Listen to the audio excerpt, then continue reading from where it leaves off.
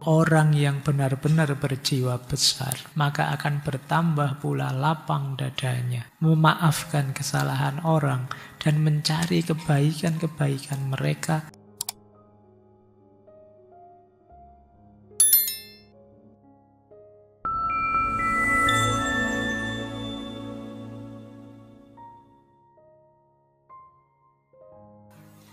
Bismillahirrahmanirrahim. Alhamdulillahirabbil alamin. Assalatu wassalamu ala asyrafil anbiya'i wal mursalin. Sayyidina wa maulana Muhammadin wa ala alihi wa ashabihi wa man tabi'ahum bi ihsanin ila yaumiddin. Amma ba'd. Bismillah. Mari kita lanjutkan lagi ngaji kita. Lanjut. Terus, kalau ini agak spiritual. Pesan utamanya, siaplah naik, siaplah turun. Seperti itulah kehidupan ini. Jangan mudah mengeluh. Ini biasanya kalau sudah sepuh, sudah tua, karena ini temanya tema bahagia di usia tua, orang lebih tua itu lebih arif, lebih bisa menerima fakta hidup, kenyataan hidup. Saya ambilkan misalnya itu dari surat Al-Baqarah itu 155 saja ya. Walanabluwannakum bisyai'im minal khaufi wal ju'i wa naqsim minal amwali wal anfusi wa thamarat wa basyiris sabirin. Ini menegaskan, ya tentu saja orang hidup pasti akan kami uji, kata Allah, dengan sesuatu. Kalimat bisyai'in itu menunjukkan ujian itu sebagian kecil saja di dalam hidup kita. Tidak besar. Bisyai'in. Kadang-kadang bentuknya ketakutan, kecemasan. Kadang bentuknya kelaparan. Kadang bentuknya berkurangnya harta. Kadang bentuknya berkurangnya jiwa teman kita, keluarga kita meninggal duluan. Wasamarot, berkurangnya buah-buahan. Jadi naik turunnya hidup itu wajar. Wabasyiris sobirin, gembirakanlah orang yang bisa sabar. Jadi ini banyak dijelaskan ketika dulu kita belajar stoikisme. Karena sunnatullahnya hidup itu kadang naik, kadang turun. Hidup yang tenang adalah orang yang siap naik, siap turun. Siap di atas, siap di bawah. Kan orang sering bilang, roda itu kadang di atas, kadang di bawah. Terus kamu protes, Pak kalau saya di bawah terus gimana? Rodanya muternya lama Pak, jadi saya... Kan cara berpikirnya tidak begitu. Cara berpikirnya karena hidup ini kadang di atas, kadang di bawah. Kalau ingin hidupmu kondusif, nyaman, tenang, siapkan mental. Di bawah ya saya siap, di atas ya saya siap. Jangan dikira siap itu hanya untuk di bawah ya, di atas juga siap. Banyak orang di atas lupa diri. Apalagi di bawah banyak orang tidak terkendali lagi. Mungkin marah, mungkin kecewa ketika di bawah. Tapi kalau sudah siap dua-duanya, kita hidup ini lebih tenang. Ini ya, ini teori yang masyhur sebenarnya. Cuma ya menjalankannya tidak gampang. Biasanya orang itu kalau di bawah panik, kalau di atas lupa diri. Nah, Syekh Muhammad Al-Ghazali menarik juga di buku itu beliau ngutip dari Dr. Reinald Niebuhr. Dulu pernah kita kutip waktu di sesi doa. Jadi Dr. Niebuhr ini punya syair yang menarik. Teman-teman mungkin sudah hafal syair ini kelihatannya. Dulu yang di sesi doa itu banyak yang motong-motong doa ini. Jadi kalimatnya begini. Anugerahilah aku ya Allah kesabaran dan kemampuan untuk menerima segala yang memang harus terjadi. Yang kedua, anugerahilah aku ya Allah keberanian dan kekuatan untuk mengubah apa yang masih dapat diubah. Dan yang ketiga, anugerahilah aku ya Allah kebijaksanaan untuk mengetahui perbedaan keduanya. Jadi dalam hidup ini seperti kata para filosof Stoik, ada yang bisa kita ubah, ada yang tidak bisa kita ubah. Ada yang dalam kendali kita, ada yang di luar kendali kita. Maka kita meminta pada Allah, ya Allah, untuk hal-hal yang tidak bisa aku ubah, di luar kendaliku, aku mohon anugerahi aku kuat dan sabar menerimanya. Karena kalau kita tidak kuat dan tidak sabar menerimanya, hidup kita akan sangat berat. Kenapa? Kita tidak bisa mengendalikannya, kita tidak bisa menolaknya. Tapi hadir dalam hidup kita. Di situ kita perlu kesabaran. Tapi ada hal yang bisa kita ubah. Bisa kita tingkatkan. Untuk yang ini ya mohon pada Allah dianugerahi keberanian dan kekuatan. Berani mengubah. Siap mengubah. Karena saya punya daya untuk itu. Punya kuasa untuk menjalankannya.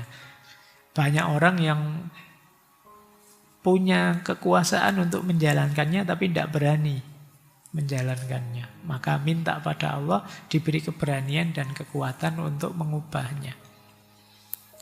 Nah, yang ketiga yang paling penting membedakan dua hal ini. Untuk membedakan dua hal ini kita perlu kebijaksanaan. Jadi kita harus tahu, oh ini bisa saya ubah, maka saya semangat mengubah. Oh ini tidak bisa saya ubah, maka saya menerima. Yang bisa membedakan dua ini kebijaksanaan. Kamu harus bijaksana, karena banyak orang kebalik. Waktunya dia berusaha maksimal, dia diam saja. Saatnya dia menerima, dia protes. Dia tidak bisa menerima. Ini namanya tidak bijaksana. Ujian. Waktunya harus belajar keras, dia cuek, santai-santai saja, tidak belajar. Begitu nilainya keluar dan jatuh, baru dia mendekati dosennya, minta kebijaksanaan, baru gitu. Padahal itu saatnya dia menerima, dia malah gerak. Kemarin saatnya dia gerak untuk belajar, dia malah diam saja. Ini orang menyebutnya tidak bijaksana. Ya. Saatnya nembak, diam saja. Begitu diambil temannya, stres. Mulai sekarang panik. Itu ya kemarin diam saja. Oke, itu namanya tidak bijaksana. Nah, ada doanya. Berdoalah minta kebijaksanaan. Oh, kamu jadi filosof nanti. Karena filsafat cinta kebijaksanaan. Ya, kita lanjutkan. Yang penting juga ketika kita ingin memperbaiki hidup kita, memperbaiki diri adalah menjaga diri. Manusia tidak akan luput dari kesalahan. Ini sudah pasti. Namun berusahalah sekuat tenaga agar tidak melalui jalan yang sesat.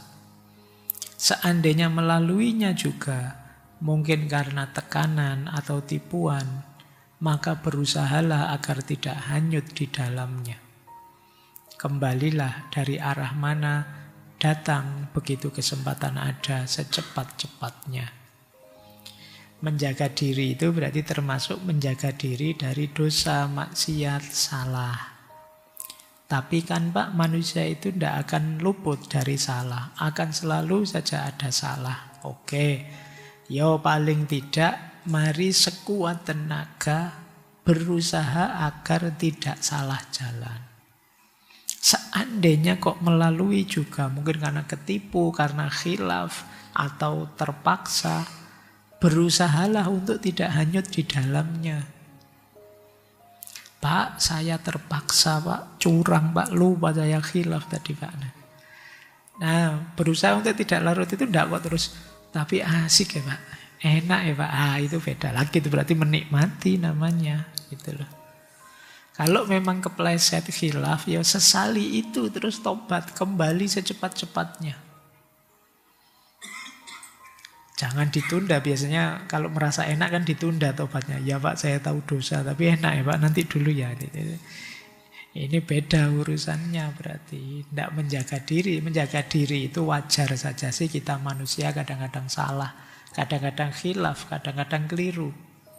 Tapi seandainya toh, iya saya khilaf Pak, saya keliru, cepat-cepat kembali. Bukan kok malah menikmati, apalagi meremehkan. Kan banyak di antara kita yang meremehkan. Alah Pak, ini dosa kecil, nanti wudhu saja rontok ini Pak, aman gitu. Allah Maha Penyayang Pak, tenang saja, nanti saya istighfar sudah langsung diampunin. Ini meremehkan namanya. Hitung-hitungannya beda. Khilaf melakukan dosa dengan meremehkan dosa. Meremehkan dosa inilah nanti kan ada hadis itu, tidak ada dosa kecil tapi diulang-ulang. Yo akhirnya jadi dosa yang numpuk, yang besar. Dosa besar kalau ditobati ya pada akhirnya diampuni. Oke, baik. Termasuk menjaga diri adalah menjaga kondusivitas batin kita. Hati-hati setiap kali kita melakukan hal negatif, itu yang pertama kali rusak diri kita sendiri. Kita benci orang, kita dengki pada orang, kita iri pada orang, kita dendam pada orang. Itu yang rusak duluan kita, bukan orang yang kita benci, orang yang kita dendam. Kenapa? Unsur-unsur tadi itu mengotori diri kita, batin kita. Jadi kata beliau, kadang-kadang orang seperti lumpuh otaknya karena ditimpa kerugian dan kemarahan yang sangat. Apakah itu menunjukkan adanya iman atau ihsan? Tidak. Sama sekali tidak. Dan tidak pula menunjukkan sikap jantan. Apa yang akan diperoleh oleh orang yang dikuasai perasaan marah yang sangat? Tidak lain adalah kerugian. Sekali lagi kerugian. Jadi kita rugi besar duluan. Kalau dalam diri kita ada unsur-unsur negatif tadi. Apakah itu sombong, apakah itu iri, apakah itu dengki, apakah itu dendam. Itu yang pertama rusak diri kita. Mari kita jaga diri kita dari itu. Pak, tapi kan kita harus menegakkan keadilan. Tegakkan keadilan setegak-tegaknya tanpa harus mengotori dirimu. Kalau ada yang salah yang harus diluruskan, luruskanlah. Tanpa harus menyimpan kotoran dalam batinmu. Jadi ini yang dimaksud oleh Syekh Muhammad Al-Ghazali. Lanjut. Apalah artinya orang yang tertarik pikirannya dan perasaannya pada masa lalu yang telah terkubur untuk menambah panas pada rasa sakitnya dan hangus pada hatinya. Kalimat ini untuk merelakan yang telah lewat. Banyak orang yang tidak bisa move on. Terpenjara di masa lalu. Dan bagi Syekh ini hanya menyusahkan dirinya saja. Apa artinya kita Tidak move on dari masa lalu. Kata beliau, seandainya tangan kita dapat meraih masa lalu dan kemudian mengubah kejadian yang tidak disukai, maka dalam hal ini kembali pada masa lampau adalah wajib. Kita semua akan bergegas ke sana, menghapus perbuatan-perbuatan kita yang kita sesali, melipat gandakan bagian kita yang sedikit. Kalau bisa. Kan kenyataannya ndak bisa, gitu loh. Adapun karena hal itu tidak mungkin, maka lebih baik kita memperuntukkan segala kemampuan yang kita miliki untuk memulai hidup baru.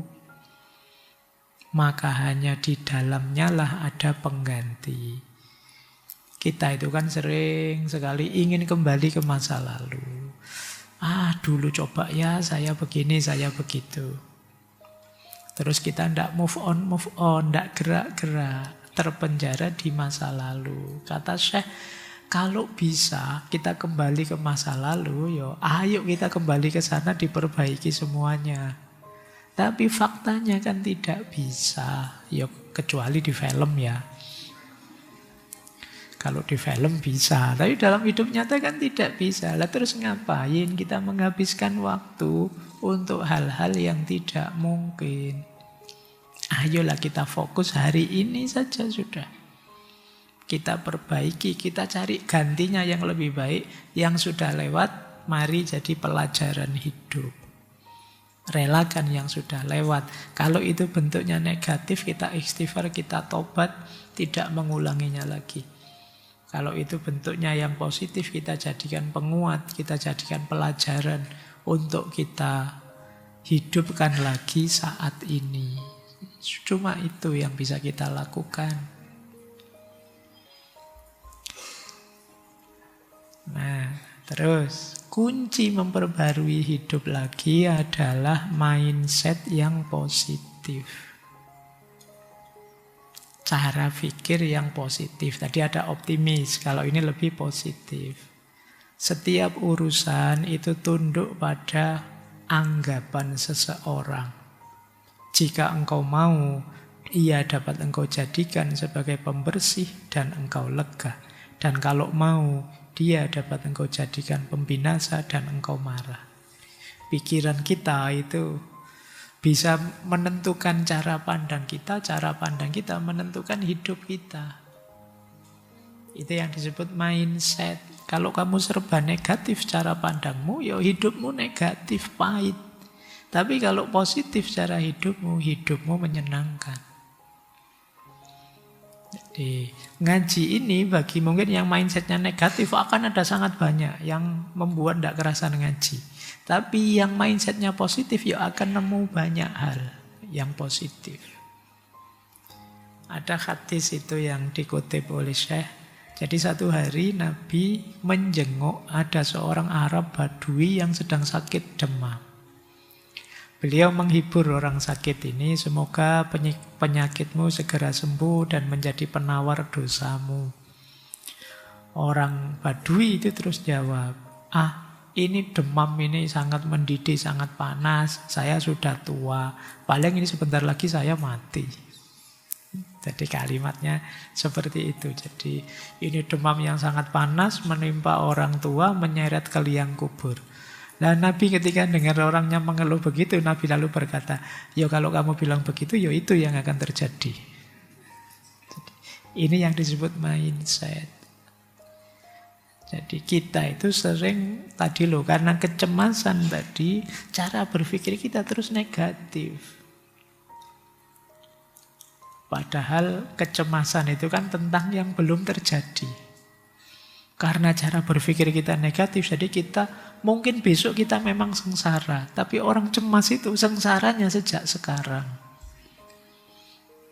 Mungkin besok kita susah juga sih, tapi orang cemas itu susahnya sejak sekarang.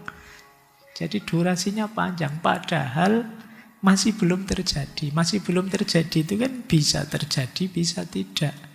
Bisa kita antisipasi sejak sekarang, bisa kita ikhtiari biar tidak sesakit itu sebenarnya bisa.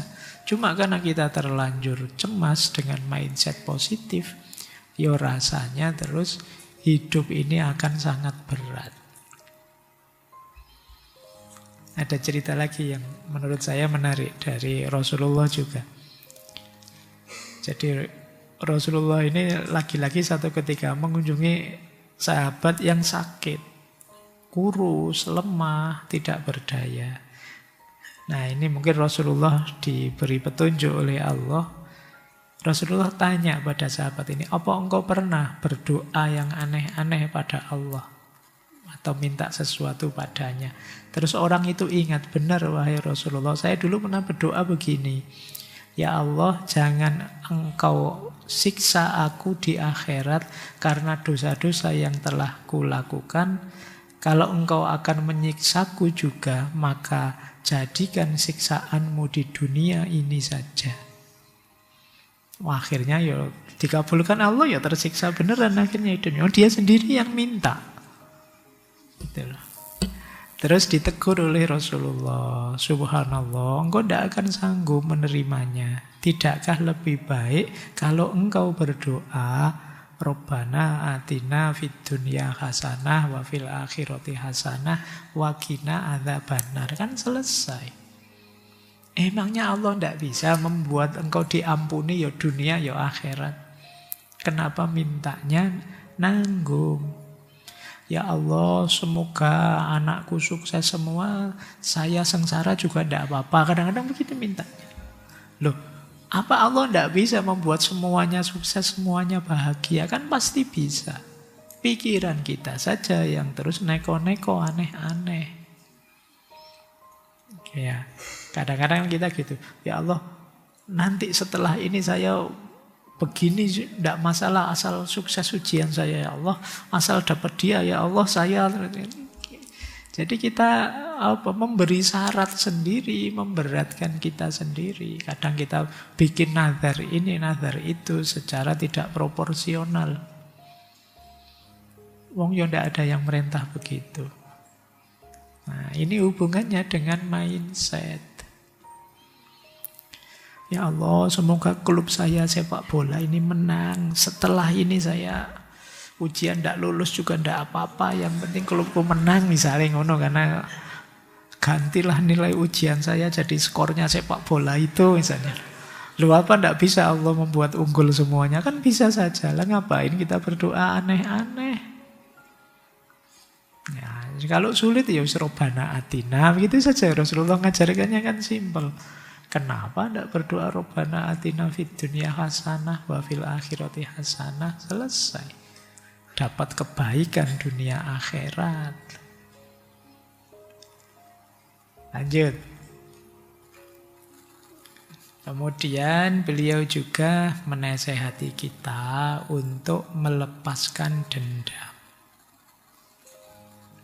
Jadi kata beliau, orang yang benar-benar berjiwa besar, setiap kali naik ke tingkat kesempurnaan, maka akan bertambah pula lapang dadanya, bertambah sifat santunnya, memaafkan kesalahan orang, dan mencari kebaikan-kebaikan mereka untuk menghapus kesalahan-kesalahan tersebut.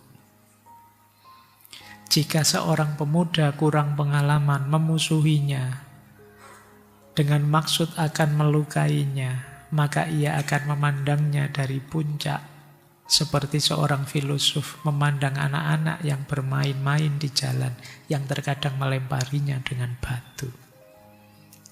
Ini kalimatnya unik ya. Kalau cirinya orang levelnya tinggi adalah orang yang hatinya luas, level spiritual maksudnya ya.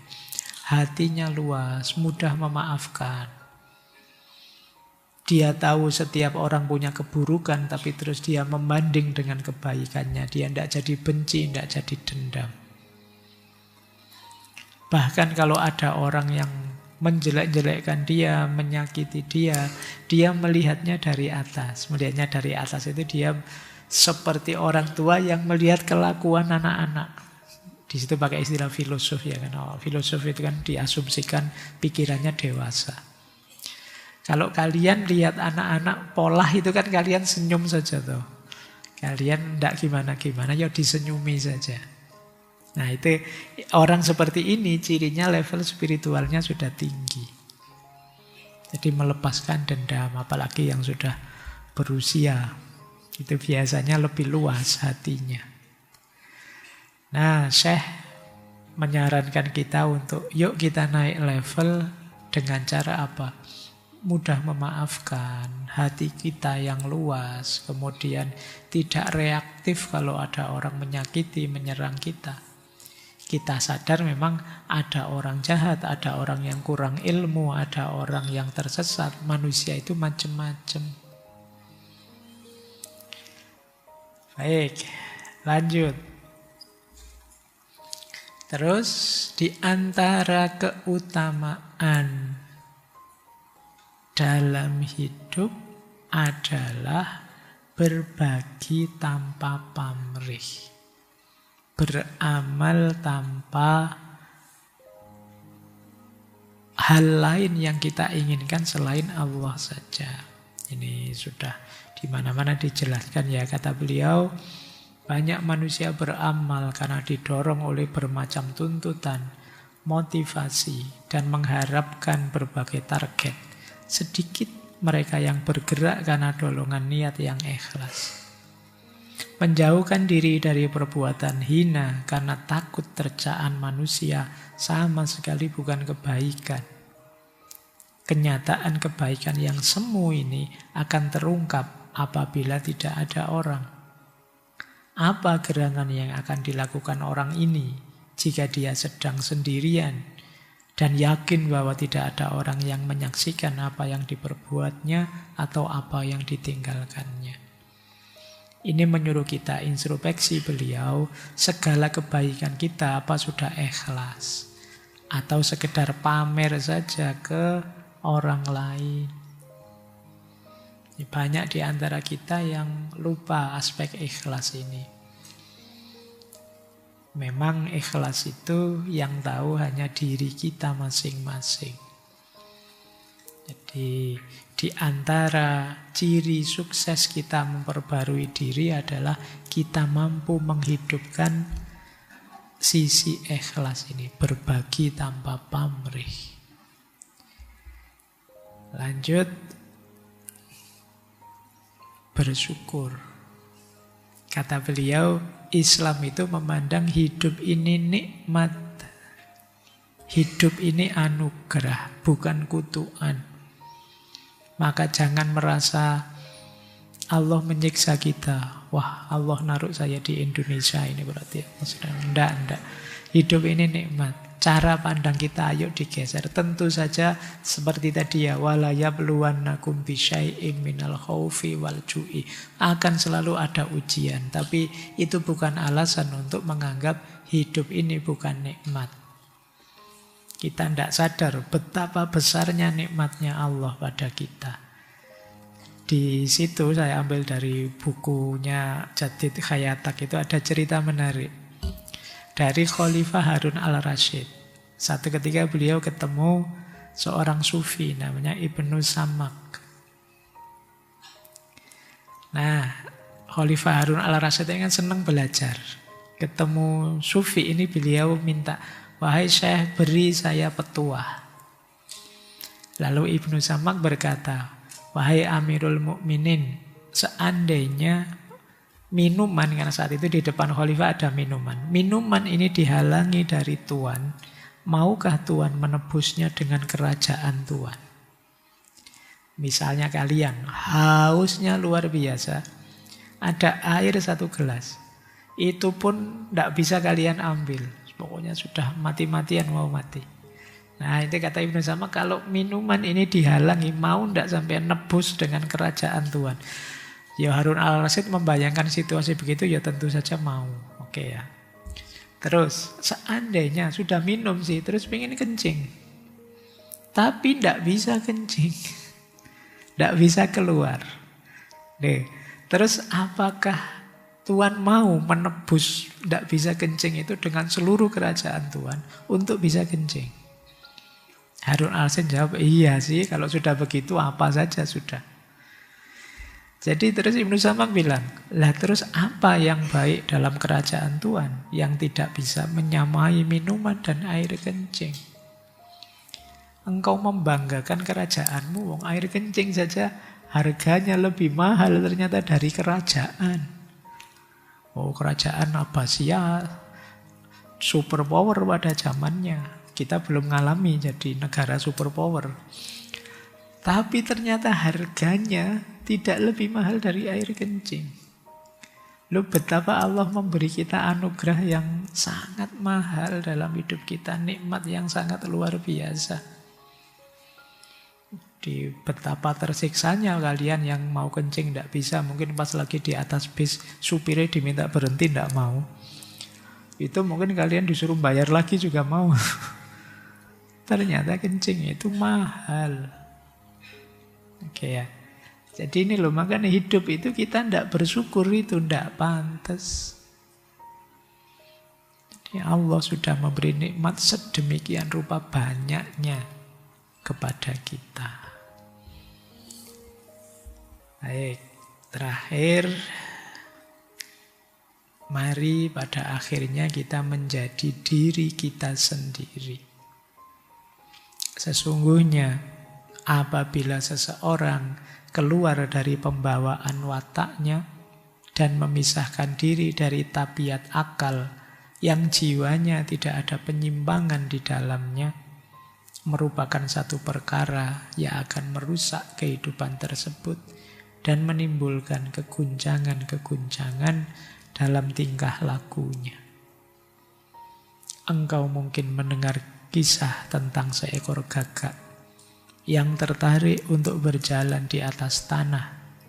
Akibatnya, dia tidak dapat melangkah sebagaimana dia inginkan dan tidak dapat terbang sebagaimana dia diciptakan. Jadi ayo kita menjadi diri kita sendiri, tidak mudah terombang-ambing oleh komentarnya orang yang tidak jelas. Karena yang lebih tahu diri kita secara lebih dalam, lebih detail itu kita. Kadang-kadang kita mudah terpengaruh orang seperti burung gagak yang dicontohkan di sini. Mungkin orang komentar, wah kamu hebat kalau begini, sebaiknya kamu begitu, oh kamu jangan seperti ini, tidak cocok itu. Orang membaca kita, mungkin dia lihat dari luar saja, kita yang ngerti diri kita sampai dalam. Kadang-kadang kita mengorbankan pemahaman kita terhadap diri kita hanya karena ingin mendapat validasi dari orang lain. Ingin dipuji orang. Ingin tidak ditolak oleh orang.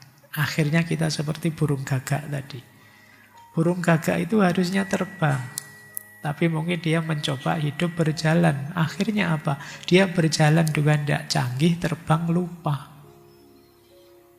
Tidak bisa apa-apa akhirnya.